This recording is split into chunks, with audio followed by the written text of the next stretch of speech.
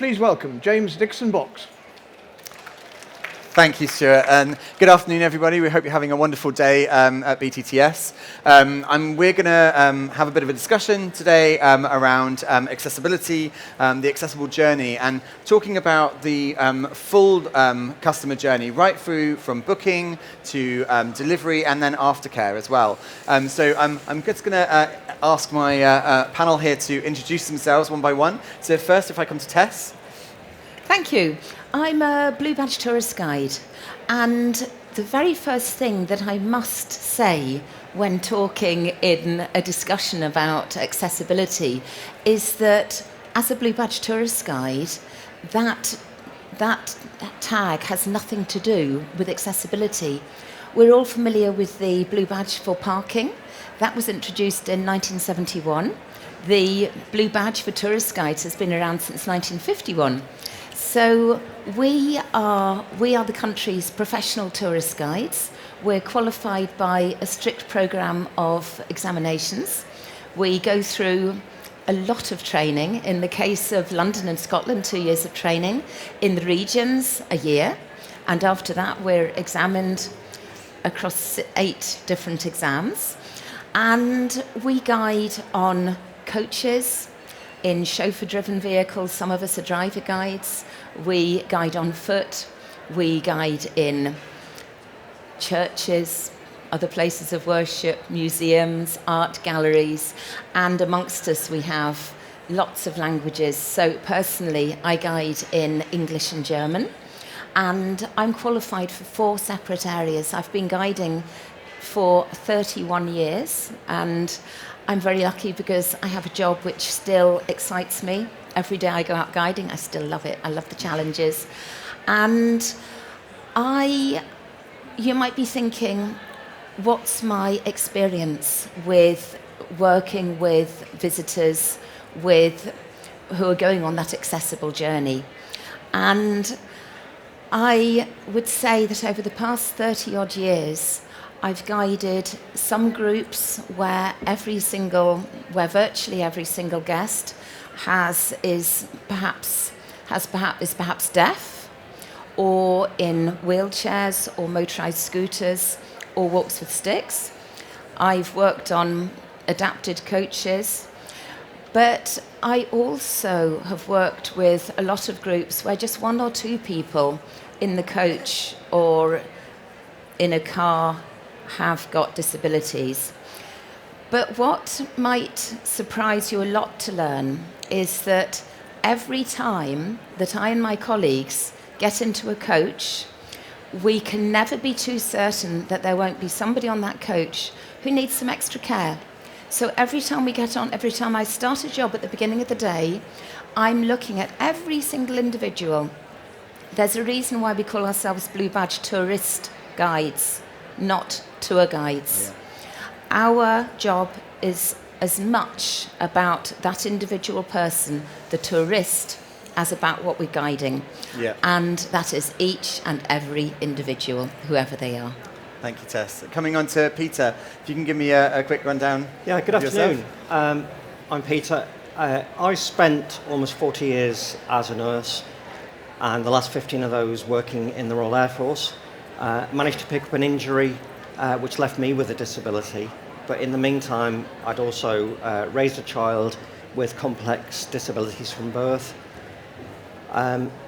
So working as a nurse, being a parent to somebody with a disability and having a disability myself, I wanted to share my experience.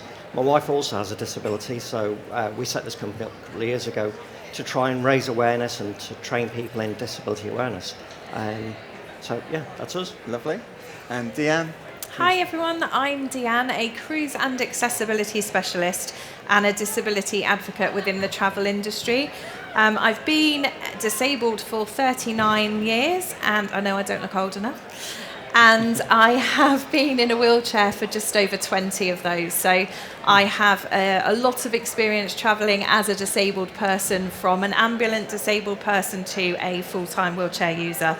But honestly, I'm a bit of a reluctant traveller, because I've been let down a lot of times by local venues or transport, and I'm sure many of you, if you have got any accessible needs, you will understand completely what I'm talking about. And it come from a place of frustration that I wanted to share my journey with my fellow disabled community. So I set up a company called Wheelie on the Waves.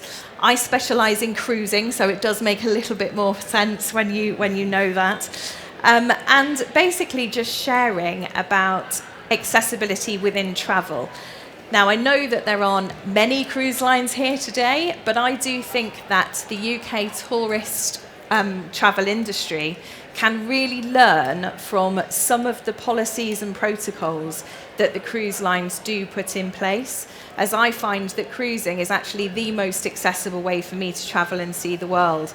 And so some of those policies I would love to bring forward and give you some ideas as hotel owners and coach tour companies, so that you can move forward with some of those processes and alleviate a lot of the issues that a lot of us disabled persons face when we turn up at your venue expecting something that was promised and find that actually something isn't accessible at all. So that's kind of where we stand. Lovely, thank you. Just a bit about me as well. I'm the operations director at the Marsham Court Hotel. We, over the last decade, have done a lot of projects around accessibility and have become one of the most accessible hotels within the UK.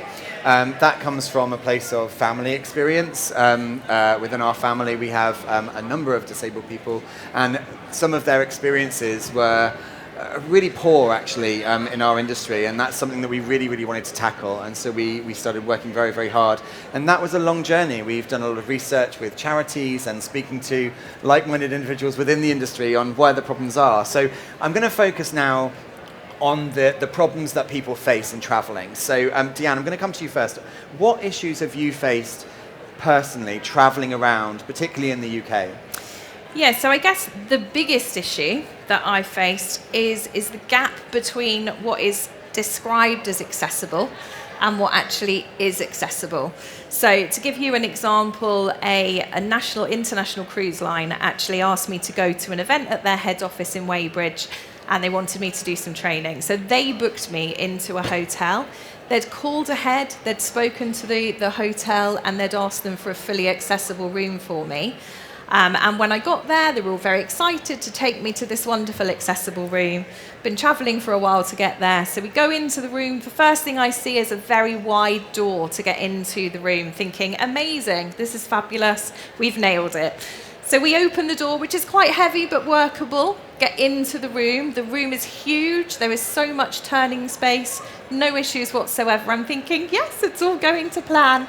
And they go, do you know what, I'm just going to freshen up, go for a quick wee, and then we'll go off to head office. So I go to use the bathroom, but I can't get through the door because the bathroom door isn't wide enough for a wheelchair. So it doesn't matter, as it was, that the bathroom didn't actually have any adaptions at all. There was no adapted toilet seat, there was no drop-down bars, there was nothing at all to make it an accessible bathroom, which is still beyond belief to me. But it wouldn't have mattered if it had all the adaptions in the world, because I couldn't have got in. So it was described and booked as a fully accessible room, but it just wasn't. So that's one of the things. The other thing really is day trips, organisations, public transport, travel, to get to anywhere. And I've had a chat today with quite a lot of the people that are here regarding coach travel. I personally haven't been able to go on a coach journey in the UK for about 15 years because where we live, there aren't any accessible coach travel companies that have an accessible vehicle that can take the amount of people that our local guides are asking to book. So my father runs a group that is an over 50s club, but if we're really honest, those people have been in that club for over 20 years, they're now over 70. So they all now have varying different capabilities to what they did have 20 years ago. And 5 times a year, my dad would organise a trip for up to 50 of those people to go on a coach trip to somewhere in the UK for a day trip. And I could never go because I couldn't get on the coach. And as the years have gone by, more and more people have dropped out of those journeys, dropped out of those day trips because they're not catered for and they can't get onto the coach. So it doesn't matter if the venue the other end is accessible at all. If you can't get up the 2 big steps to get on the coach in the first place, then you just can't go. And actually, over the last 5 years, so many people now have started to drop out that it's got to the point where my dad has had to cancel all of the trips because they're no longer viable to go. And at one point, that was putting between £10,000 and £20,000 a year into the British tourist industry, and now nothing. And that's one person in one village, in one very small group. So it really is, I think, one of the most important things that everyone needs to be thinking about now is how accessible are you, but how accessible is the whole journey from start to finish? Yeah, thank you. And we talk a lot about, when we talk about disability and accessibility, it's very easy to assume we're always talking about mobility issues as well, but there's a lot more to it than that. Peter, I know, talk to me about hidden disabilities as well and how that can affect someone's journey. Yeah, well, I think the biggest thing that people with hidden invisible disabilities encounter is judgmentalism from some people. I hadn't realised until I thought about it a few months ago that there was something in common between having a disability and also my time when I was in the Air Force. Because if I went out in uniform in a city, Birmingham or London, people would come and talk to me, and the public think that they own the military, well they do, and they think they would have a right to come and talk to me, which they wouldn't do normally to strangers. But also people think that they have some sort of say over people with disabilities. So if they see you going into a disabled bathroom and you don't have a visible disability, some people will touch, some people will ask. So judgmentalism is a real problem. And a lot of hidden disabilities, they really do benefit from using disabled adapted bathrooms, like people with stomas. It's very difficult to manage a stoma in a normal toilet cubicle. The disabled bathrooms hopefully are better adapted and they can do it there. So I think the judgmentalism is a thing. I think it's about not making assumptions as well, isn't it? I think it's very easy to jump to conclusions and assume that you know what you're talking about, whereas actually the best thing to do is just to ask. Yeah. Ask, how can we make things easier for you? How can we help? Teresa, as a tour guide, obviously you travel around a lot to a lot of different places. What are the things that you think get missed by tour operators when they're thinking about their disabled customers? Well, I'd like to link first of all back to what Deanne was saying, those 2 great big steps, getting onto a coach. So the very first thing, which is an easy fix, when a tour operator books a coach, the question should be, can the coach be lowered? Can it kneel down so that at least that first initial step is a little bit lower? So that's the first thing. The second thing is that itineraries are often overfull. And again, linking back to what Deanne was saying about the over 50s group, about how those people have now got to the age of 70, I have several groups that I regularly work with where when I first guided them, they were in their 50s. They're now in their 70s.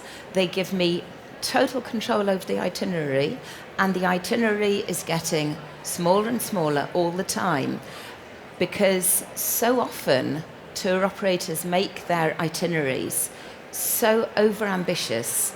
They think we'll put in this, this, this, and this, which will make us sell the holiday, but they don't actually contemplate the actual manageability of the tour. And it takes a very long time to get a group of people on and off to a coach. Yep. Imagine the extra time it needs when those people need more time to get on and off. Yep. And there's nothing more disheartening than for somebody to get off the coach, to look at their watch and to say, oh no, we've only got another quarter of an hour here until we have to get on again.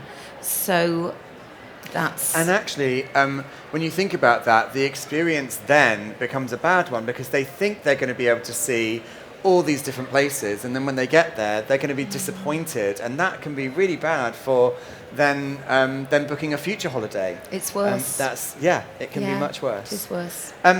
Peter, as a tourism, hospitality and tourism business, I mean, we tend to focus on the people aspect of this, but there is a business aspect of this as well. I mean, talk to me about the Purple Pound and what that impact has. Well, those of you who don't know what the Purple Pound is, it's a phrase used for the spending of people with disabilities in the UK.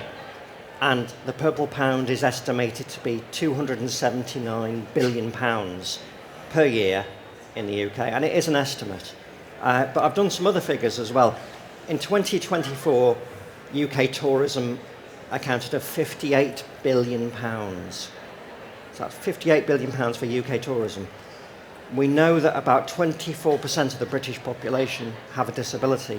So that means that disabled visitors would have been 14.5 billion, roughly. So 14.5 billion pounds being spent by British people with a disability in the tourist industry. And that's open for all these businesses to get some of that money. And actually, potentially a lot more, because there's a lot of disabled people who won't go away because they're worried about it. And so actually, that 58 billion could become a lot more. Yes. So it could become a bigger percentage. Yeah. Tess, how are travel trends changing and making this even more important at the moment? Well, what I've been noticing is that there's a huge rise in multi-generational travel. Yeah. So on the one hand, you get the visitors who bring their elderly parents, which has happened for a long time, to be honest. But what I'm noticing particularly now is that you're getting the grandparents, the young children, and that sandwich generation in between. So we're not just thinking about accessibility in terms of disabled, we're also thinking about children. Yeah. And this is also something to be considered. It's like I said earlier, we're thinking about each and every individual. Yeah. And that's really, really important. If we focus on the individual, we can start to get things right. Yeah. And actually, if you don't think about that individual, you don't just lose their business, but you lose their friends, their family, etc. As Deanne was saying earlier, it can be a big loss if you're not going to pay attention to this. Deanne, how are certain businesses really drawing the disabled market currently? Who's doing really well? Yeah, so I mean, it makes sense to me to mention the cruise industry. So I personally find the cruise industry the most accessible industry that I've had the pleasure to have travelled with and now sell with. And that is simply for two main reasons. So the first reason is I know what I get when I book. So I know if I book an accessible cabin, that my cabin will meet my needs. So there are very few cruise companies that don't have all the facilities that we need in an accessible cabin. And as a cruise specialist travel agent, I know them all inside and out and can guide each of my clients to the perfect match for them. But you know, it's not just about the cabin, it's about the whole experience. So we are gifted with some cruise lines. We've got additional parking, so we park right alongside the ship and we can go straight in. Our bags are taken really simply. So if we're traveling on our own, that's possible on a cruise. I certainly wouldn't be able to do that if I was going on a flight or if I was even going on a bus or a train. Very rarely will I be able to travel by myself. And then you've got your entertainment all in one place. You've got specific spaces in the theatre for disability people that want carers with them or want to take their chair or their scooter in with them. You've got restaurants, and this is something that is really, really, it grinds my bones. When I go to a restaurant in the UK and I'm taken to a seat, in my seat, they take the chair away and then the tables fill up around me, and I can see a few nods. It absolutely fills me with dread, because the first thing I think is if I need the toilet halfway through my meal, I've got to ask that whole row of people to move just so I can go to the toilet. And little things like that make a huge, huge difference. And on a cruise ship, there's a specific area where the disabled people, we have access straight away to all of the toilets, all of the entrances. We can get and go. So that's, something that we can bring in from there. But one of the major things that I think every single hotel in the UK, and actually every single hotel in the world should be doing, I'm dreaming big, is the same as we have to do for every single cruise line. So before we go on a cruise, as soon as we've booked, we get given an accessibility questionnaire. And that questionnaire does not ask me what's wrong with me. That questionnaire simply says, what can we do to make sure you are cared for on this trip? What facilities do you need in order to travel comfortably and confidently and safely? And that questionnaire is completed. It's then sent back very quickly to the cruise line. The cruise line will then match it up to the cabin that you've booked to make sure that the facilities that you need are available for you, and in some cases the ship and the itinerary that you've booked as well, to make sure that if there's any limitations that they can absolutely flag that up for you.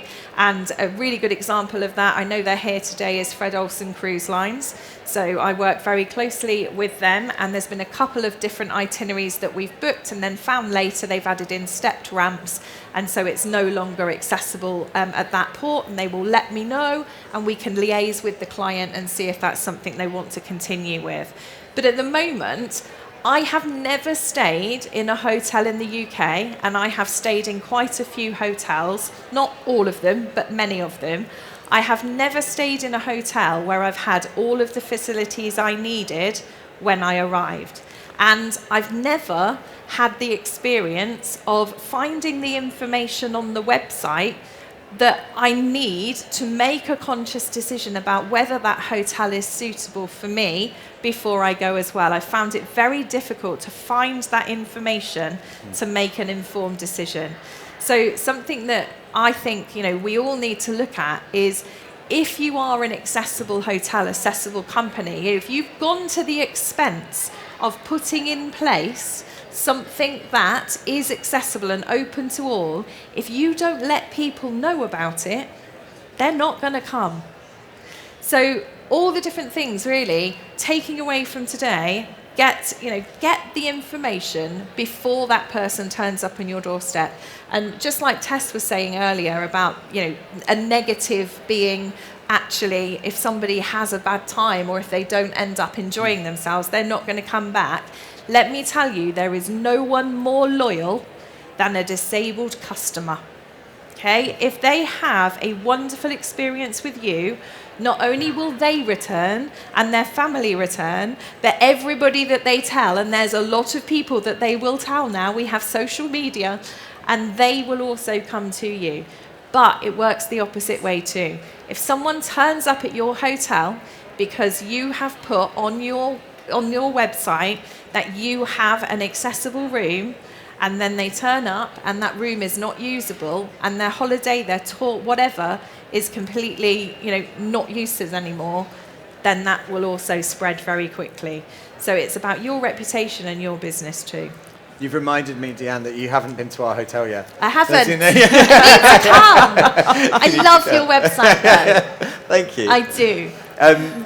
Lovely. Teresa, I'm going to come back to you. So when we talk about the solution, what are the simple things that tour operators can put in place to really make sure that their holidays are inclusive? Well, firstly, what I was mentioning earlier about making sure that you have coaches that lower. But then, as Deanne says, inclusion does start with knowing your guests. In the same way as Deanne was talking about having a questionnaire, that can be sent to, that should be sent to every single person who's booking a holiday, so that everyone is aware of any kind of additional needs. Yeah. And that information, it's really important that that information is then also passed on to the hotel, that it's passed on to the coach driver, that it's passed on to the guide. So, for instance, if I know in advance that I have a guest who's partially sighted or blind, then if I know in advance, I can contact all of the destinations and I can arrange, for instance, for a guest to be allowed to feel an artifact. You can't do that just on spec. Yeah. You have to have it arranged because collections are obviously very precious. But that will make somebody's holiday if you can set those things in I place. didn't even know that was an option. That's incredible. That's wonderful. Yeah, If you can. if we know, we can plan.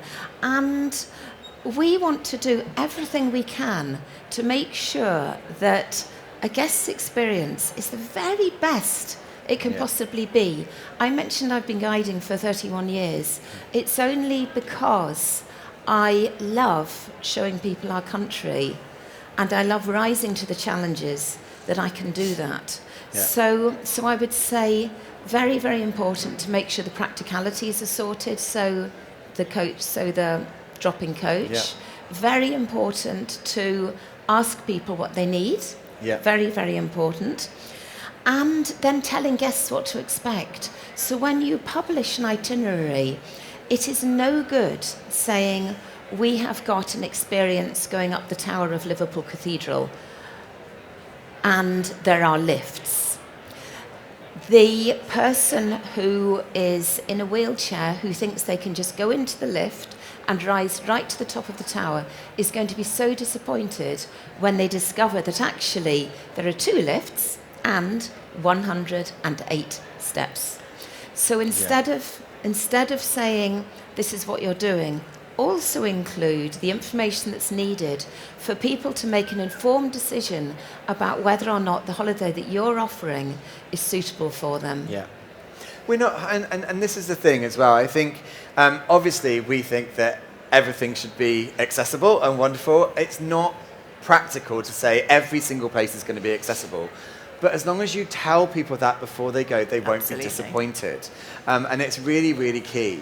Deanne, what are the barriers that you think that can be removed fairly simply that are currently not always removed that could really make an impact? Yeah, so I mean, simple things like the first thing is information. And just like you said there, it's not necessarily about the accessibility that you do have. It could be about being really honest about what you don't have. You know, if you haven't got a ramp and you can't provide, I've got a friend here today who's got a beautiful hotel that I would love to go to, but I can't because there's very many steps to get into the hotel and there isn't an accessible room inside. That isn't his fault. He lives in a listed building. So to get those adaptations done is just not just really expensive, but actually almost impossible with the ground floor that they have. But he's found me a hotel very close by that does have some of those facilities. So I've just been and had a chat to them today and figured that actually the room that they've got, although it wouldn't work for someone who is permanently in a wheelchair, I am lucky enough for 60% of my time to be able to move around on a frame as well. So with that, it would absolutely be able to work too.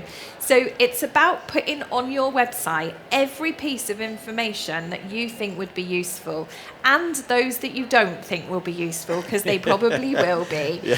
And if you're not sure, ask somebody who knows better than anyone else. Somebody who uses a wheelchair every single day. I will come and stay in your hotel.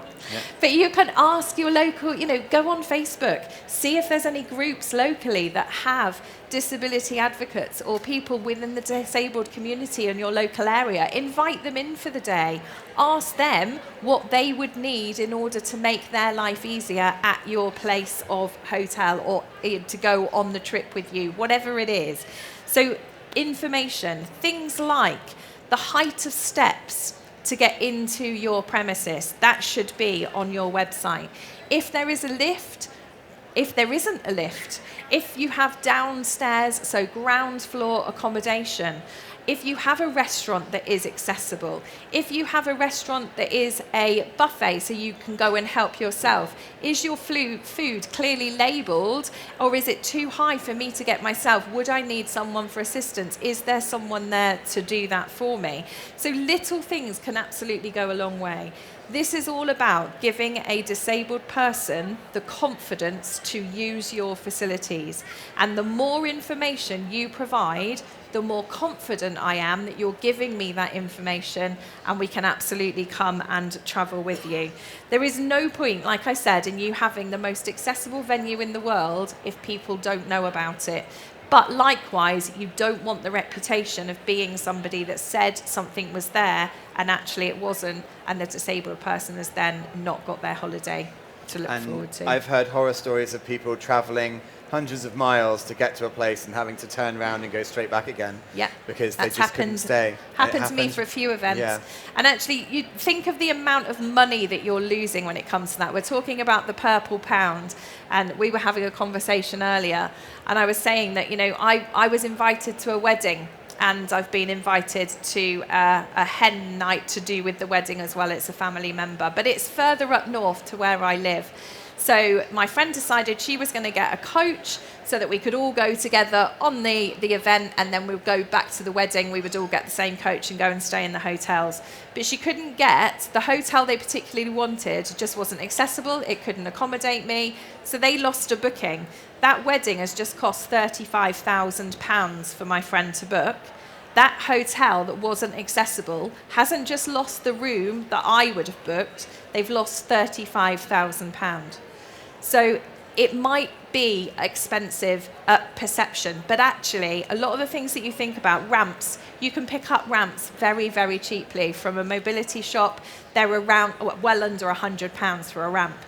£100, am I worth £100 for me to come and stay in your venue or to visit your restaurant? That's the way a disabled person perceives things. If you haven't got a ramp, if you haven't thought about me, you don't think I'm worth coming to your venue. Peter, how do you think that businesses can truly stand out during the research phase when people are looking for holidays, looking to go away? How do you think venues can really, really stand out? Yeah, I thought I was unique in being very clever and using Google Street View and Google Earth to look at hotels, for example, before I stay. And then I found out that virtually everybody who has a disability does the same. Can I see where the parking is? Is it near to the door? Is there enough parking? Is it wide enough to open the doors properly? Things like that. And then, can I get myself in to my room? Is there a lift, like Diana was saying? Can I get my luggage in? Is there somebody to help me if I need it? All things like that. Make your website very clear and get somebody to look at your website. If you work in the tourist industry, get somebody to look at your website with a view to disability. Is there a drop-down tab that's for disability or for access? Because it will gain you more money coming in, and it'll make it very clear. And as everybody's saying, you may not be able to make it completely adaptable to everybody, but show what you can do, show how you can help, and people will be grateful for that. I think there's a real running theme here about freedom of information and clear information. One thing that we did recently, which was really, really popular, is we made videos. And we made little tour videos around the hotel. My cousin's daughter, Aisha, who is a wheelchair user, starred in the videos. She was loving it. And a bonus for us, she's got 50,000 followers on TikTok. But she goes around the hotel, and it shows how she can quite easily move around the hotel, around the communal areas, but then also we have one for each of our accessible bedrooms, going from the entrance into the lift, out of the lift, to the bedroom. Perfect. And it doesn't have to be massive cost. You can do these videos on an iPhone and just on your phone. That's how I do all of mine. That's absolutely fine. It doesn't need to be a big, glamorous video. People don't need that. They just need to know. They just need to see it and have that. And actually, being able to see that venue can really, really help for people, for example, with neurodivergency, who really need to see a venue before they get there to make sure they're comfortable. We have a lot of people actually call up parents, perhaps, of children with autism will call us up and say, can you give us pictures of the bedroom we're going to stay in? Absolutely, and we will go and we'll take as many pictures as they want and we'll send it off to them. That takes us 5 minutes. But the difference that that makes to that family is huge because they know that that child will be able to go in and will feel comfortable and feel relaxed going into that bedroom. It's those little things can make such a huge difference. Okay, so we're going to wrap up. And in conclusion, I'm just going to go quick fire. Give me the one thing that you want people to take away and action in their businesses following this show. What do you want the one thing to be? Tess. I'd like people to develop an appreciation of what visitors actually need. There's a big gap between the tour operator's office and the actual realistic tour. Yeah. So I would like companies, tour operators, to start sending members of the team out on a coach, on a tour, to see how it really does work. Yeah, thank you. Peter. Yeah, you need somebody who doesn't work in your particular business to come in and say what they really think. Our company does that. We hold up a mirror to your company and say, this is what we found and this is what we recommend. But you can get volunteers to do it, maybe for the price of a meal, don't do it for free. Get somebody with some inside knowledge to tell you what you can do to improve your venue. Thank you. Yeah. Deanne. Accurate information and a disability questionnaire, but not just to people who book a disabled room, to everybody. Because like we've said about hidden disabilities, Yeah. that accessibility questionnaire will make the world of difference. And from day one, that will make the disabled person or anybody feel like you absolutely care and you want to provide them with the very best service. Thank you. Thank you very much, everybody. I hope you've